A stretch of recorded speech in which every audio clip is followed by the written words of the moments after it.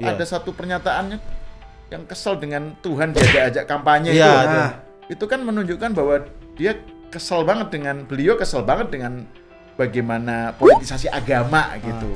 Artinya tidak memanfaatkan agama untuk politik, tapi sebaliknya menurutku, yaitu adalah memanfaatkan politik untuk kepentingan agama dan bangsa. Jadi memakai agama untuk nyerang, Betul. untuk menjatuhkan, untuk mengeliminasi si musuh, si lawannya itu gitu loh.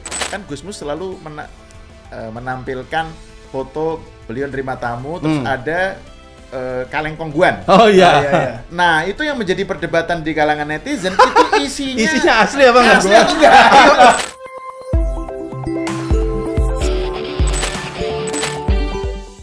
Pemilu 2019 lalu, pemilu terakhir itu gue pikir jadi momen pemilu paling emosional buat Ahsan Ridhoi host kita.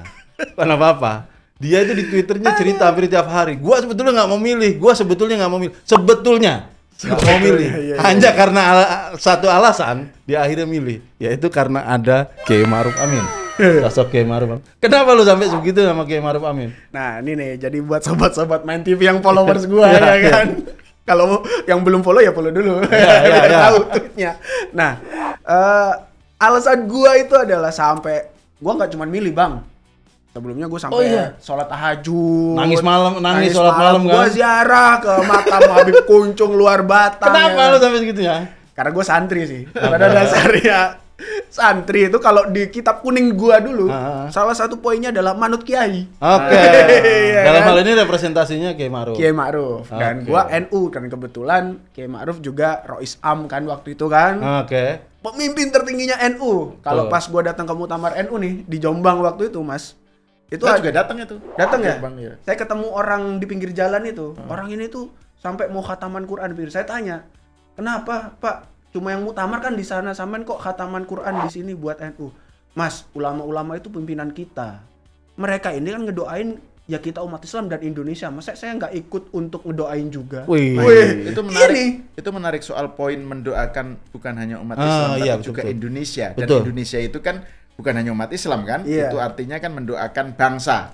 Jadi komitmen NU kepada kebangsaan itu memang sudah sejak dulu lah, sejak zaman awal. Tidak terbatas hanya buat umat Muslim saja gitu ya. Jadi seluruh keindonesiaan malah dia ngomong. Keren. Nah, ini pembicaraan ini jadi menarik kalau kita kaitkan dengan berita Detik. Yang tadi Ahsan cerita itu. Apa tuh? Nah iya, gue tadi tuh baru dapat berita, baru baca, bukan dapat ya, baru baca yang dapat mau wartawan. Jangan-jangan yang gue forward. Jadi dari judulnya tuh udah keren banget, Bang. Ganjar Pranowo silaturahmi dengan masyayikh se-Indonesia di Rembang. Masyayikh. Ini udah NU banget judulnya. Ya, jadi masyayikh. Apa menariknya berita ini? Pertama, ya adalah Ganjar yang dicap orang-orang tuh banyak abangan. Dalam tanda kutip. PDIP ya kan? lah. PDIP abangan, meskipun ya dia kakeknya dari istrinya kan kiai gede. Kiai. Pernah lu kontenin lah. Iya, pernah gua kontenin lah. Tonton aja konten gua lah. Gitu. Apa namanya? Ini ternyata ditemui oleh Mas Syahih. Pertanyaan lu kan, Mas Syahih. Mas Syahih ini adalah sobat-sobat asik. Itu kan jamak. Bener ya Mas ya? Jamak dari syekh, artinya jamak dari ulama-ulama.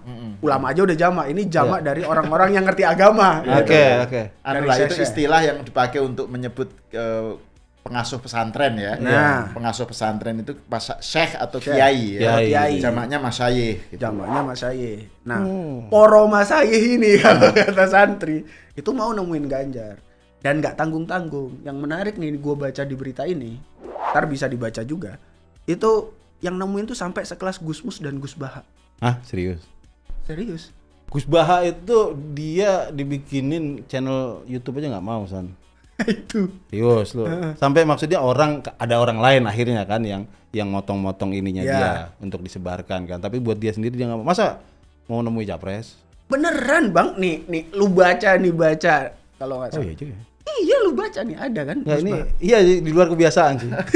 Agak di luar kebiasaan. Termasuk Gusmus juga kan. Termasuk itu kan bukan hanya Gusmus, Gus Bah ya kan ada juga sejumlah kiai-kiai senior di Jawa Tengah ya. Betul. Terus Jawa Timur. Jawa Tengah misalnya yang Al-Mu'ayyad Solo. Iya. Kemudian bahkan ada yang dari luar Jawa kan, dari Lampung, dari apa. Artinya Papua. Ini memang pertemuan yang betul-betul diorganize oleh oleh putranya Kiai Maimun Zubair ya. Ini kan bertempat di pesantren Sarang ya, di Rembang. Jadi hostnya beliau si Gus siapa itu namanya lupa. Putra bungsunya Kiai Maimun Zubair. Terus kemudian datanglah Ganjar bersama wagubnya dan wagubnya ini adalah putranya Kiai Maimun Zubair. Jadi hubungan Ganjar dengan Gus ya dari dulu itu memang sejak dari dulu erat lah ya. Gitu. Nah, tapi momen kayak begini nih istimewanya selain Gus Baha, Gus Mus dan lain sebagainya itu apa? Ada yang pertama ya keistimewaan gue di sosok Gus Mus dan Gus Baha dulu itu yang menurut gue itu keren sih di sini. Kalau dulu Gus Dur tuh pernah bilang kan, yang merestui saya jadi presiden adalah kiai-kiai langitan. Jadi ada sih pondok langitan emang di Tuban gitu. Tapi bukan soal pondoknya, tapi adalah kiai-kiai khos, kiai-kiai yang khusus, yang udah tinggi, yang memang yang nggak nampak di permukaan untuk politik, tapi kemudian merestui. Nah, menurut gua Gus Mus dan Gus Baha kan levelnya sudah itu. Masuk kiai khos lah. Termasuk kiai khos. Bukan kiai kos. Oh ya ada kiai kos. Ada juga kiai kas. Aduh, ini dari mana nih? Gua denger nih. Kiai kas menarik. Ya itu, saya kira memang ini sebenarnya peristiwa penting dan sayang sekali agak kurang terekspos. Nah, betul. Karena dua figur yang muncul dan sangat populer di medsos terutama itu Gus Mus dan Gus Baha ini kan memang selain tadi Hasan bilang soal bahwa beliau adalah sosok kiai khos, kiai yang betul-betul posisinya itu maha guru lah gitu itu juga dua orang ini bukan tipe kiai yang gampang dibeli itu nggak pernah malah nggak model dukung gitu ini menarik. Bahkan Gus Mus kan ada satu pernyataannya yang kesel dengan Tuhan diajak kampanye itu kan menunjukkan bahwa dia kesel banget dengan bagaimana politisasi agama gitu. Nah, tapi ini kalau Ganjar menemui kiai-kiai ini bukan politisasi agama atau politik identitas ini bukan itu juga. Sama aja bukan ya berarti bukan politik identitas atau gimana? Iya, kalau para yang haternya Jokowi ya atau haternya Ganjar gitu kan selalu sinis itu kalau ada pertemuan begini itu kan politik identitas juga gitu. Kalau menurut saya sih beda ya Bung Maki ya. Bedanya kalau politik identitas itu kan menjadikan identitas dalam hal ini identitas yang identitas yang melekat pada orang ya misalnya etnisitas atau agama, jenis kelamin gitu ya atau ras untuk nyerang lawannya. Jadi memakai agama untuk nyerang, untuk menjatuhkan, untuk mengeliminasi si musuh, si lawannya itu gitu loh. Ya misalnya kayak di Jakarta, Pilkada DKI itu kan politik ayat dan mayat. Iya itu kan istilahnya. Ahok dianggap sebagai sosok dari pemimpin kafir ya. Benar. Haram memilih pemimpin kafir gitu. Itu politisasi agama. Dan itu sedih banget, saya pernah liputan tuh Mas. Bisa dibaca teman-teman di Tirto. Masih saya dulu di Tirto tuh. Ada di Pondok Pinang itu nenek-nenek dia tuh nggak punya hak coblos namanya nenek Rohbania. Cuman karena keluarganya itu pemilih Ahok, nenek ini meninggal nggak boleh dimakamin. Oh ini bukan yang Hindu itu, beda lagi. Beda lagi namanya nenek Rohbania. Jadi kalau dibantah-bantah ini saksinya salah satunya. Iya. Ya itu menurut saya itu contoh dari politik beda identitas. Ya. Ini yang juga terjadi kan bukan hanya agama kan. Di Amerika pakai ras. Race kan. Itu basis dari pemakaian politik identitas. Tujuannya itu untuk mengenyahkan untuk melenyapkan lawan gitu, untuk menjatuhkan saingan politiknya gitu. Dan itu yang oleh Gus Mus disebut Tuhan kok diajak-ajak kampanye itu arahnya ke situ. Sementara kalau kiai-kiai NU ini kan memang kalau kita lihat beritanya kan ini kiai-kiai Gus Mus, Gus Baha dan sejumlah kiai senior itu dan junior banyak juga. Ada juniornya. Itu dan santri-santri ya itu menitipkan amanat. Ke Ganjar kan ada 8 poin ya kalau nggak salah ya. Buat menunjukkan bahwa ini tuh bukan identitas Mas, artinya tidak memanfaatkan agama untuk politik, tapi sebaliknya menurutku, yaitu adalah memanfaatkan politik untuk kepentingan agama dan bangsa. Itu bisa dilihat dari poin-poinnya. Ini sejalan dengan NU yang tadi. Untuk kemaslahatan agama dan bangsa lah gitu ya. Kemaslahatan. Apa istilah kalau di NU tuh mabadi khairul ummah. Iya. Udah NU banget gua. Jadi kalau orang-orang masih ngomongnya pemimpin harus muslim gitu misalnya gini. Kalau NU udah ngomong ini itu politik identitas. Nah, itu kalau NU kan jauh melampaui itu. Ini soal kebangsaan gitu loh. Fakta bahwa NU itu dari awal menekankan pentingnya sinergi antara atau harmoni antara agama dengan bangsa, agama dengan kebangsaan, itu menunjukkan bahwa memang sejak awal sangat anti politik identitas. Emang wataknya udah begitu. Iya, karena kan yang menjadi patokan bukan eksklusivisme agamanya, tetapi inklusivisme bangsa. Satu bangsa gitu. Satu bangsa yang terdiri dari berbagai agama gitu. Jadi itu yang menurut saya yang membedakan gitu loh. Ini poin-poinnya apa amanat ini? Secara umum lah. Secara umum, tapi ada satu nih yang menurut gua itu keren lah. Di sini adalah soal poin nomor sebelum lo sebut nomor dibaca dulu dong. Gue udah baca balik lagi nih. Maksudnya diungkapkan. Gitu. Nomor 2. Poin nomor 2 ini adalah soal akses komunikasi dari warga ke pemerintah hendaknya dipermudah, diteruskan serta diperluas hingga skala nasional. Nah, ini kan di sini ngomong bahwa komunikasi dari warga ke pemerintah, warganya nggak perlu disebut warga Islam, kaum muslim itu misalnya. Kaum muslim nggak perlu warga semuanya. NU banget nih. NU banget. Iya kan? NU banget di sini. Semuanya boleh buat, intinya pengen ngomong semuanya tuh punya hak akses kepada pemerintah. Pemerintah wajib memperhatikan semuanya gitu loh, nggak cuma satu golongan tertentu. Tapi menurut saya selain yang poin nomor 2 itu, poin nomor 1 juga penting loh, Bung. Menurut saya ini kaitannya dengan Ganjar terutama ya.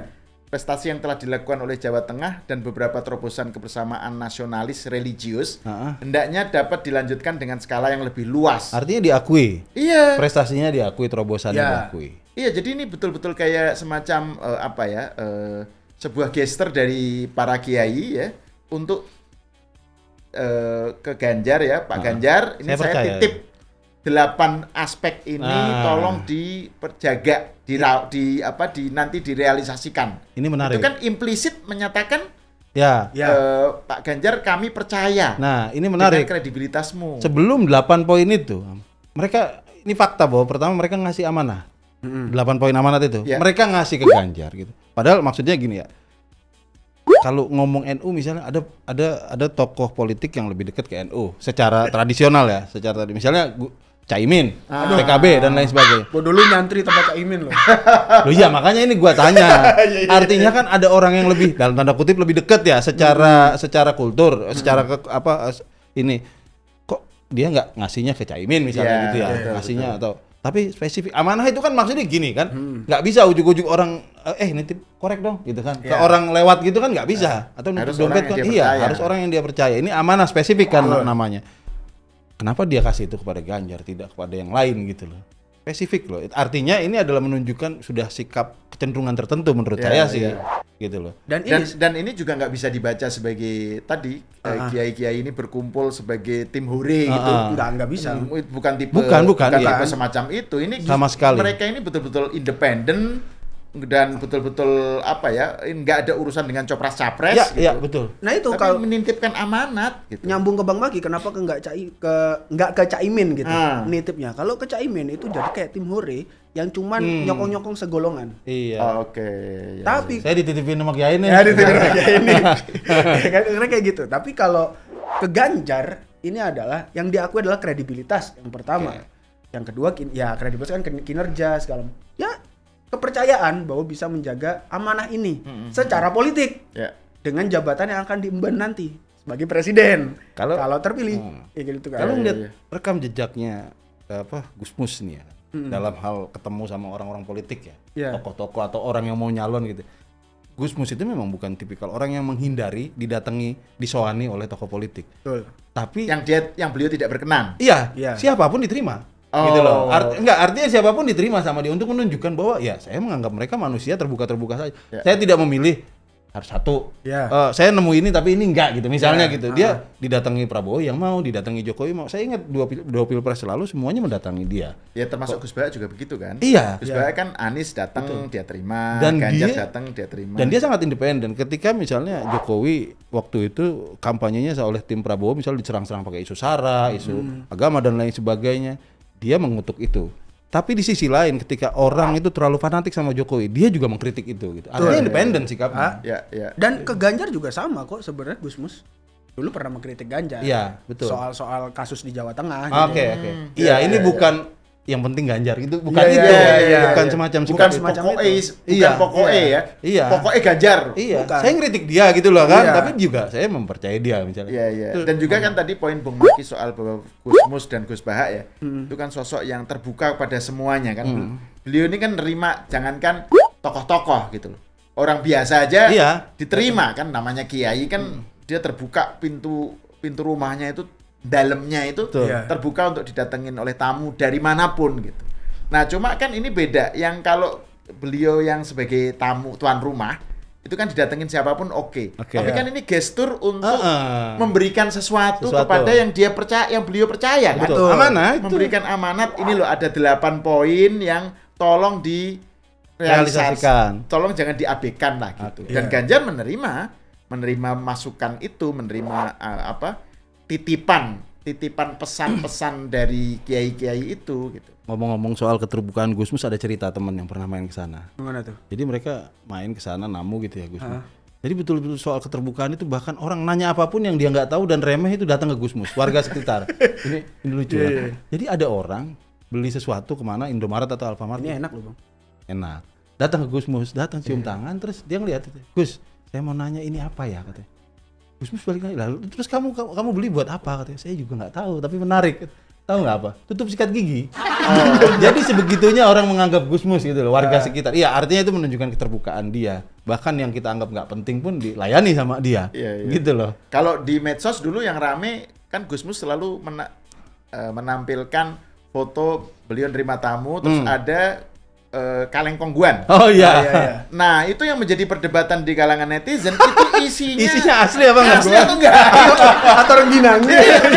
Jadi Gusmus ini kaleng kongguannya itu isinya apa? Kita kalau untuk Kiai NU kita patut mencurigai rengginang ini. Tapi gue jadi ingat tuh ada obrolan Gus Dur sama Gusmus. Yang menarik.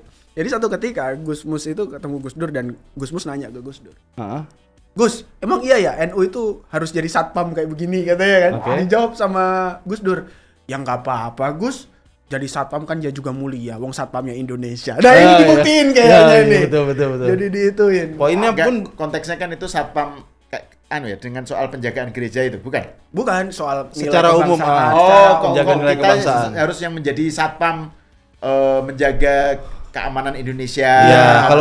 Kalau orang kan ngomongnya cuma soal kontes transaksional saya pengen jadi presiden, saya pengen jadi menteri gitu ya. Kalau ini kan ngomongnya nggak cuma situ tapi juga nilai kebangsaan penting, toleransi penting. Ya, jadi kalau NU memposisikan diri menurut Gus Dur sebagai satpamnya Indonesia. Yang jaga Indonesia. Terima kasih. Sampai ketemu lagi di Open Table selanjutnya. Bentar, karena ini bahas soal NU, gue mau nutup. Oke, silakan. Oh iya, betul. Ya, terima kasih semuanya. Wallahul muwaffiq ila aqwamit thoriq. Wassalamualaikum warahmatullahi wabarakatuh. Waalaikumsalam warahmatullahi wabarakatuh.